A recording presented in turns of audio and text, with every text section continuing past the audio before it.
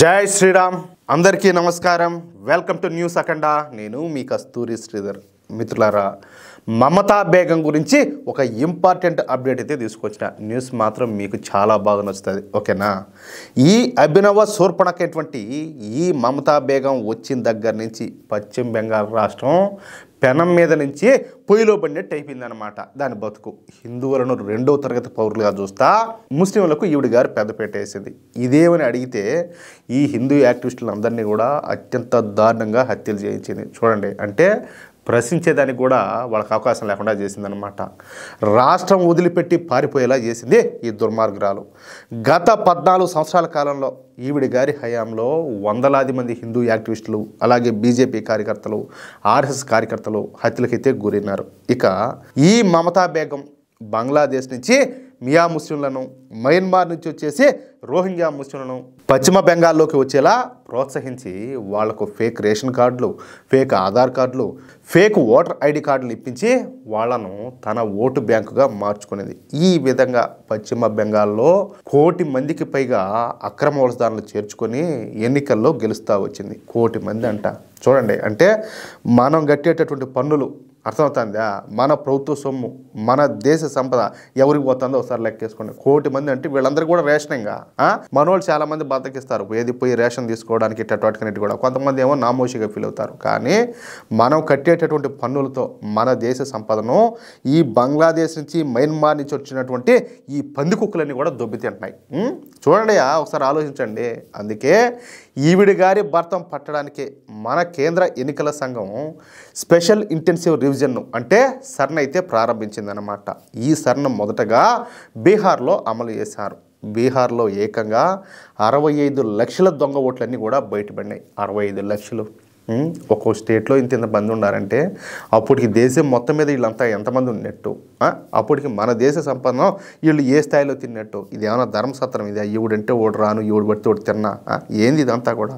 అందుకే మొన్న జరిగినటువంటి బీహార్ ఎన్నికల్లో కాంగ్రెస్ కూటమి ఘోర పరాజయాన్ని అయితే చవి చూసింది. ఇక వచ్చే సంవత్సరం పశ్చిమ బెంగాల్లో ఈ అసెంబ్లీ ఎన్నికలైతే జరగనున్నాయి. నా అంచనా ప్రకారం మరో 6 నెలల్లో ఈ పశ్చిమ బెంగాల్లో అసెంబ్లీ ఎన్నికలైతే జరుగుతాయి. అందుకే కేంద్ర ఎన్నికల సంఘం ఈ సర్ను పశ్చిమ బెంగాల్లో కూడా అమల్లోకి తీసుకొచ్చిందనమాట. 2 వారాల క్రిందటే ఈ ప్రక్రియను అయితే ప్రారంభించింది. ఈ దెబ్బతో పశ్చిమ బెంగాల్లో నివాసం ఉంటున్నటువంటి ఈ బంగ్లాదేశ్ మియా ముస్లింలకు, మయన్మార్ రోహింగ్యా ముస్లింలకు ఇప్పుడు దడబుడుతుంది. ఏ లెక్కి నుంచి బొడ్లగా కారుతుంది. అట్లే ఊరికే కూడా కాదు. కేంద్ర ఎన్నికల సంఘం నిర్వహిస్తున్నటువంటి ఈ ఓటర్ జాబితా సమగ్ర సవరణ ప్రక్రియ అనేది ఈ అక్రమ వలసదారుల్లో భయం పుట్టిస్తుంది. ఎన్నో ఏళ్లుగా మన భారతదేశంలో చట్టవిరుద్ధంగా నివసిస్తున్నటువంటి వేలాది మంది బంగ్లాదేశీ వలసదారులు ముందు ఎప్పుడూ లేని విధంగా సొంత దేశానికి ఇప్పుడు పరుగులు తీస్తున్నారు. ఎందుకంటే భయం. ఈ చిన్నపిల్లలందరినీ కూడా ఏ సంకనెత్తుకొని నెత్తిన కూర్చోబెట్టుకొని ఈ బ్యాగుల్లో వాళ్ళ బట్టలు, ఆ సామాన్లన్నీ పెట్టుకొని, చేతల్లో వాటర్ బాటిల్స్ పట్టుకొని క్యూ లైన్లో పోయి సైలెంట్గా నిలబడుకుంటారు. కానీ వచ్చేటప్పుడు వచ్చితే పోయేటప్పుడు చూడండి మళ్ళీ ఏమి కథలో. నాకు తెలిసి వీళ్ళు ఒక్కరు కూడా ఆ వల్ల పోకూడదు. దీని అక్క నిలబెట్టి కుక్కలు కాల్చేట్టు కాల్చాలి. చిన్న పెద్ద తేడా అనేది చూడకూడదు. లేకపోతే ఏంది వాడు ఎవడు ప్రకాష్ రాజ్ అంతకుముందు అన్నాడు, ఈ దేశంలో అక్రమ వలసదారులు అనేది లేదు, మనిషి అనేవాడు ప్రపంచంలో ఎక్కడికైనా పోయి బతకొచ్చు అని చెప్పేసి మాట్లాడినాడు. సరే, బాగానే ఉండాలి.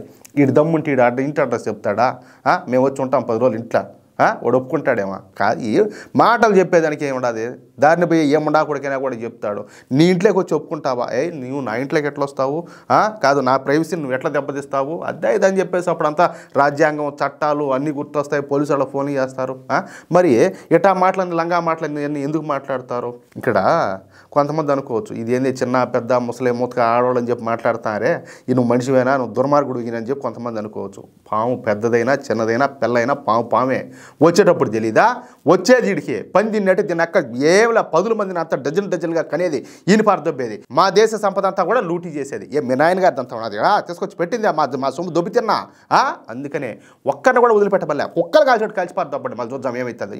ఇంకొకసారి భారతదేశంలోకి అడుగు పెట్టాలంటే ఎవడైనా కూడా దేయంలో ఉచ్చగారాలంటే తమాషేస్తారు. తమాషేసినా కూడా ఉత్తర 24 ఈ పరగణాల జిల్లాలోనే హకీంపూర్లో బిఎస్ఎఫ్ అవుట్ పోస్ట్ దగ్గర పరిస్థితి అయితే చాలా రద్దీగా ఉన్నదన్నమాట. ఏది ఈ లొంపంతా కూడా కేవలం హకీంపూర్ మాత్రమే కాదు, దక్షిణ బెంగాల్ ప్రాంతంలోనూ అన్ని సరిహద్దుల్లో నవంబర్ నెల ప్రారంభం నుంచి ఇదే పరిస్థితి అయితే ఉండాలి. అంటే ఇంకంతా కూడా తట్టా బుట్టా చదువుకొని ఇంక ఎన్ని పాత గుడ్లన్నీ అంతా మూట కట్టుకొని ఈ ఉంటారు కదా డజన్లు ఈయన వాళ్ళంతా సంతానం ఆ సంతానం అంతా సంకల్లో వేసుకొని నెత్తిన కూర్చోబెట్టుకొని ఇక పోయేదాన్ని పోయి నిలబడినారాడ. ఈ సర్ నిర్వహించినప్పుడు దొరికితే తమను అరెస్ట్ చేసి డిటెన్షన్ కేంద్రాల్లో పెడతారని, తమ జీవితాలను పూర్తిగా ప్రమాదంలో పడేసుకోవడం కంటే బంగ్లాదేశ్కు తిరిగి వెళ్ళిపోవడమే మంచిదని చెప్పేసి వీళ్ళంతా కూడా భావిస్తున్నారంట. అంటే యాడున్నా కూడా వీళ్ళు సేఫ్గా ఉండాలి. ఆ తెలివితేటలో చూడండి. అక్రమంగా వలస వచ్చిన వాళ్ళలో చాలామంది కోల్కతా, అలాగే న్యూ టౌను, బిరాటి, దులాగోరి, అలాగే బమాంగాచి, మసూరితో పాటు చాలా ప్రాంతాల్లో ఈ రిక్షా నడుపుకోవడం, పంచర్లు వేసుకోవడం, ఏదైనా చిన్న చిన్న అంగళ్ళు, అదేవిధంగా హోటల్లోనూ ఇళ్లలో పనిచేయడం, ఇటాటి అన్ని పనులు అంతా కూడా ఉన్నారంట. అంటే వాళ్ళకి ఏది దొరికితే అది చేసుకుంటారు. దాంతోపాటు క్రైమ్ కూడా చేస్తూ ఉంటారు. దొంగతనాలు, దోపిడీలు, హత్యలు, అత్యాచారాలు ఇవి కూడా చేస్తూ ఉంటారు. ఎందుకంటే ఊరి పేరు నేను ఉండకూడదు లేదు, వీళ్ళంతాను చేస్తారు. ఎట్టొస్తారో అదేవిధంగా మళ్ళీ వెళ్ళిపోతూ ఉంటారు. అంటే ఇక్కడ ఏంటంటే నేను తప్పు చేసినా కూడా నేను తప్పించుకోలేను అనుకుంటే భయం ఉంటుంది. వాడు ఎక్కడి నుంచో వచ్చాడు, అక్రమంగా వచ్చాడు, ఎటు తప్పులు చేస్తాడు, మళ్ళీ అక్రమంగా పోయేదానికి ప్రయత్నం చేస్తాడు. నన్ను ఎవరు ఏం బిక్కుతారని. కాబట్టి వీళ్ళ మీద కఠినంగా యాక్షన్ అయితే తీసుకోవాలా. ఏమంటారా? వీళ్ళలో 10 ఏళ్లకు పైగా మన దేశంలో నివసించిన వాళ్ళు కూడా ఉన్నారు. 10 ఏళ్లకు పైగా ఒక్కొక్క అవుట్ పోస్ట్ నుంచి రోజుకు కనీసం 150 నుంచి 200 మంది ఈ బంగ్లాదేశ్కు తరలిపోతా ఉన్నట్టు బిఎస్ఎఫ్ అధికారులు అయితే తెలియజేశారనమాట. వాళ్ళ బయోమెట్రిక్ వివరాలను తీసుకొని పోలీసులు పంపుతున్నారట. ఎవరు? మన బిఎస్ఎఫ్ జవాన్లు. మొదట్లో వీళ్ళను పోలీసులు అదుపులోకి తీసుకున్నారు. కానీ స్టేషన్లలో ఖాళీలు లేక కస్టడీలోకి తీసుకోవడం మానేయడంతో వలసదారులు ఇప్పుడు ఏం చేస్తున్నారంటే ఈ సరిహద్దుల నుంచి స్వదేశానికి వెళ్ళిపోతారు. అంటే వీళ్ళు ఇంతమందిని, లక్షల మందిని, కోట్ల మంది తీసుకుపోయి స్టేషన్లో పెట్టి వాళ్ళని ఆడ పోషించాలి. మళ్ళీ మనకు అది ఒక బరువా? ఏమంటారా? అయితే ఇలాంటి వాళ్ళందరికీ కూడా మానవతా దృక్పథంతో మన బిఎస్ఎఫ్ ఏం చేస్తుందంటే ఆహార ఏర్పాట్లు అయితే చేస్తుంది. మనకు అది కూడా బొక్కే.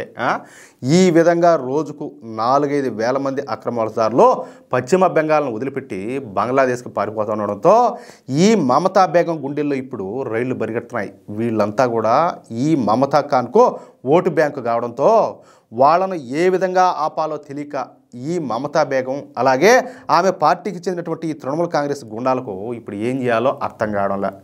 ఈ మూలంగా పశ్చిమ బెంగాల్లో జాతీయ మీడియా, అలాగే అంతర్జాతీయ మీడియా యాక్టివ్గా ఉండడంతో పాటు కేంద్ర బలగాలను కూడా మోహరించి ఉండడంతో ఇప్పుడు ఈ మమతా ఖాన్కు దిక్కుదోచడంలే. గత 15 రోజుల్లోనే దాదాపుగా 10,000 మందికి పైగా ఈ అక్రమ వలసదారులు బెంగాల్ను వదిలిపెట్టి వెళ్ళిపోయినారంట. ఈ విధంగా పశ్చిమ బెంగాల్లో ఈ అక్రమ వలసదారులు 1 కోటి మందికి పైగా ఉంటారని ఒక అంచనా. ఎంతమంది? 1 కోటి మంది. మొత్తం అంతా కూడా మన దేశాన్ని వ్యతిరేకించే వాళ్ళే, హిందూ వ్యతిరేకులే అందరూ కూడా. అయితే ఈ సర్ ప్రాసెస్ పూర్తయ్యే నాటికి కనీసం 50 లక్షల మంది అయినా కూడా పశ్చిమ బెంగాల్ను వదిలిపెట్టి వెళ్ళిపోతారని చెప్పేసి ఒక అంచనా ఉండాలి. అంటే 50 లక్షల ఈ మమతా ఖాన్ ఓటర్లు ఈ మమతా ఖాన్ను వదిలేసి వెళ్ళిపోతారన్నమాట. అదే గనక జరిగితే ఇక వచ్చే సంవత్సరం జరగబోయేటటువంటి ఎన్నికల్లో ఈ మమతా బేగం ఓటమిని ఎవరు కూడా ఆపలేరు. ఇదైతే తథ్యం, జరిగి తీరుతుంది. ఏమంటారా మిత్రులారా? ఈ న్యూస్ కనుక మీకు నచ్చినట్లయితే ఖచ్చితంగా ఈ న్యూస్ను నలుగురికి షేర్ చేయండి. అలాగే ప్రతి ఒక్కరు కూడా మీ యొక్క అమూల్యమైనటువంటి అభిప్రాయాలను తప్పనిసరిగా కామెంట్ రూపంలో తెలియజేయండి. ఇంకో విషయం ఏంటంటే ఇంతవరకు మీరు కనుక మన ఛానల్ను సబ్స్క్రైబ్ చేసుకున్నట్లయితే ప్రతి ఒక్కరు కూడా మన ఛానల్ను సబ్స్క్రైబ్ చేసుకోండి, సపోర్ట్ చేయండి ప్లీజ్. జై శ్రీరామ్, జై హింద్.